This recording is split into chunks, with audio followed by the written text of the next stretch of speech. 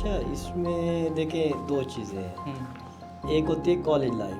جب آپ پڑھ رہے ہوتے ہیں آپ کی ڈفرینٹ پرسنالٹی ہوتی ہے, آپ اس میں ڈفرینٹ, آپ کا کریکٹر ڈفرینٹ ہوتا ہے, آپ پہ کوئی رسپانسبلٹی نہیں ہوتی, ٹھیک ہے.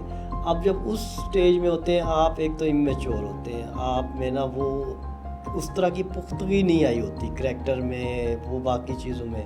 جب آپ آتے ہیں نا پروفیشنل لائف میں, آپ اس میں بہت زیادہ آپ میں چینجز آتی ہیں. آپ دیکھتے ہیں کہ لوگ آپ سے کیا ایکسپیکٹ کرتے ہیں, کہ میں ایز اے ڈاکٹر, میرے فادر سے لوگ بہت زیادہ ایکسپیکٹیشن رکھتے ہیں. ان سے جب بات آ کے ملتے ہیں تو دیکھیں, اگر میں ہمیشہ یہ سوچتا ہوں کہ اگر میں وہ ایکسپیکٹیشن پوری نہیں کروں گا تو لوگ یہی سمجھیں گے کہ یار اس کا باپ تو اچھا تھا, اس کے والد صاحب اچھے تھے, یہ خود ویسا نہیں ہے. ہمیں وہ تو کالج ٹائم پہ میں اتنا اچھا اسٹوڈنٹ نہیں تھا, میں اتنا ڈسپلنڈ بھی نہیں تھا, غصہ بھی آ جاتا تھا.